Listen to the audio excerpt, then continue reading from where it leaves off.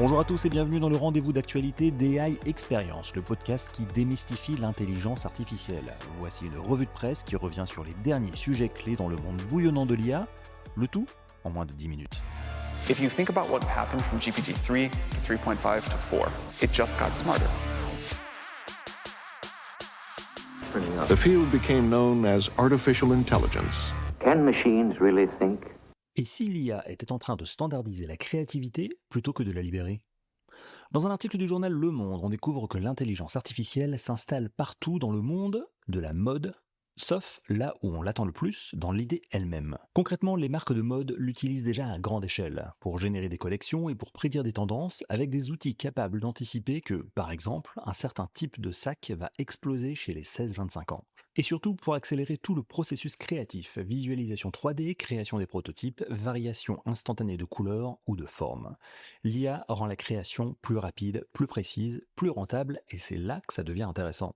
Ce que dit l'article, c'est que malgré ses gains, le cœur du métier, l'intuition, la vision, l'émotion, reste encore hors de portée des intelligences artificielles. Plusieurs designers le disent clairement, l'IA ne crée pas, elle recombine. Elle optimise ce qui existe déjà, mais peine à produire quelque chose de réellement nouveau ou chargé de sens. Et c'est précisément ce qui crée une tension dans l'industrie.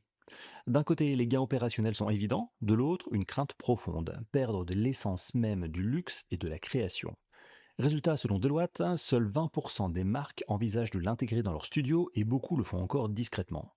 La vraie bascule n'est peut-être pas celle que l'on croit, ce ne sont pas les designers qui vont disparaître, ce sont ceux qui refusent d'utiliser l'IA qui risquent de devenir invisibles. Mais en parallèle, ceux qui s'y reposent trop pourraient produire des créations sans âme, une sorte de quadrature du cercle qui remet en cause les process, les idées et le concept même de création artistique.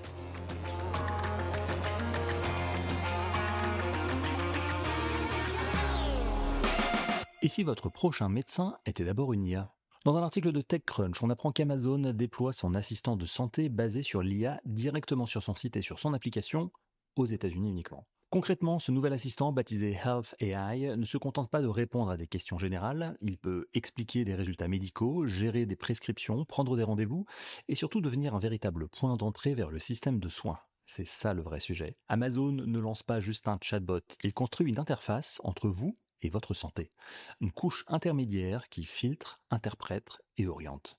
Et plus l'IA a accès à vos données, avec votre consentement, plus elle devient pertinente. Elle peut analyser vos dossiers médicaux, interpréter vos symptômes et vous connecter directement à des professionnels de santé. Cette promesse pose immédiatement une question centrale, celle de la confiance. Amazon insiste sur le fait que les données sont traitées dans un environnement conforme aux normes de santé américaines, chiffrées et utilisées sous forme de patterns anonymisés. Pourtant, des chercheurs alertent déjà, les conversations pourraient être exploitées pour entraîner les modèles. Et c'est là que ça devient stratégique, parce que la santé est probablement le domaine où la valeur de l'IA est la plus évidente, mais aussi celui où le coût d'une erreur est le plus élevé. Ce que fait Amazon ici, c'est ouvrir un nouveau front dans la guerre des assistants IA. Après la recherche, la productivité ou le code, en s'attaquant directement à la santé. Et dans ce domaine, la question n'est plus seulement est-ce que ça marche, mais est-ce que je suis prêt à lui faire confiance ?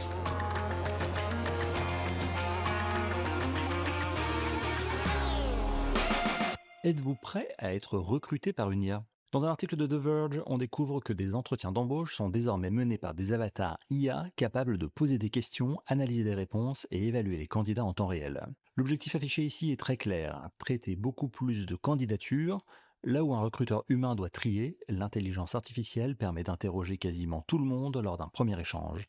À la clé, une promesse d'efficacité et d'ouverture.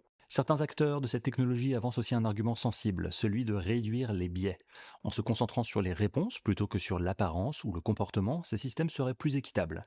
Mais la promesse reste fragile. Les modèles sont entraînés sur des données issues d'Internet, avec tous les biais que cela implique. L'idée d'une IA neutre est donc largement contestée. Et surtout, il y a l'expérience vécue. Le test réalisé dans l'article par la journaliste est révélateur. Même lorsque l'outil fonctionne correctement, l'échange reste mécanique. L'interaction manque de spontanéité et le candidat n'a pas vraiment le sentiment d'être compris ou entendu. Ce que ces outils changent, c'est moins la sélection que la nature même de l'entretien. On ne parle plus d'une rencontre, on parle d'une évaluation structurée, standardisée, optimisée.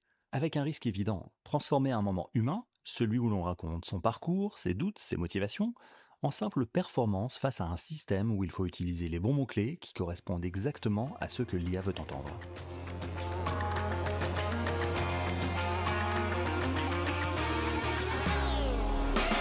Et si même Meta n'arrivait pas à suivre le rythme de la course à l'IA? Dans un article du New York Times, on apprend que Meta, la maison mère de Facebook, Instagram et WhatsApp, a décidé de repousser la sortie de son nouveau modèle d'intelligence artificielle, pourtant au cœur même de sa stratégie. Ce modèle, baptisé en interne Avocado, devait marquer un tournant. Il est meilleur que la génération précédente, mais reste toutefois en retrait face aux leaders de marché comme OpenAI, Google ou Anthropic, notamment sur ses capacités clés comme le raisonnement, le code ou l'écriture.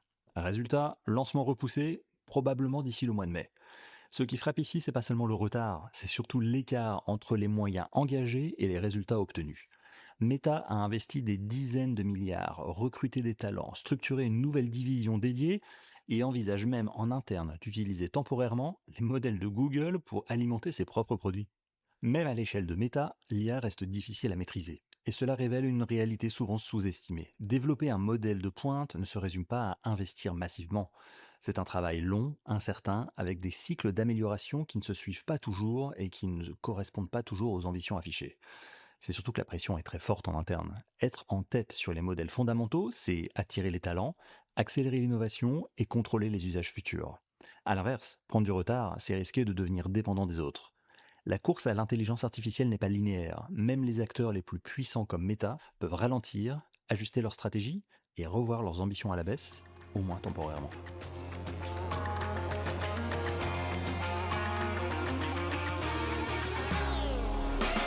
Et si l'IA était en train d'affaiblir notre capacité à penser par nous-mêmes?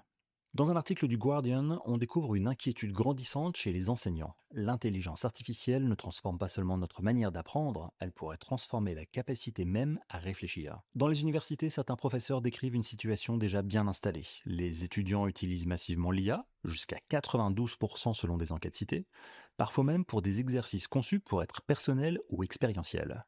Résultat des travaux parfaits, mais complètement vides. Un exemple frappant, un étudiant devait décrire une œuvre après une visite au musée. Il n'y est jamais allé et il a utilisé l'IA pour produire un texte irréprochable mais sans substance. Dans les disciplines liées à la pensée critique, telles que la littérature, la philosophie ou les sciences humaines, certains enseignants parlent d'une menace directe. Ils observent des étudiants qui peinent à lire, analyser ou structurer une réflexion sans assistance. Et face à ça, les réponses sont improvisées. Certains reviennent à des méthodes presque analogiques, récitation, examens oraux, écriture manuscrite, discussion en classe.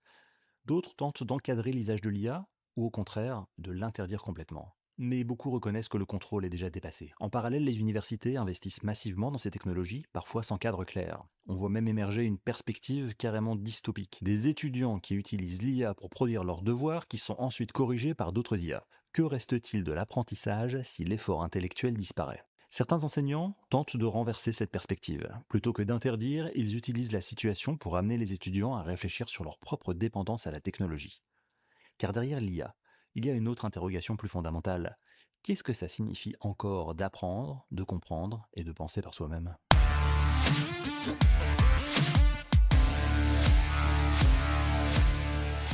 Ainsi s'achève notre tour d'horizon de l'actualité IA. Ne manquez pas le prochain épisode chaque dimanche en français sur cette chaîne ou alors en anglais sur la chaîne AI Experience in English pour des interviews d'experts au cœur de la révolution IA. Évidemment, je compte sur vous pour 5 étoiles si l'épisode vous a plu. À très vite.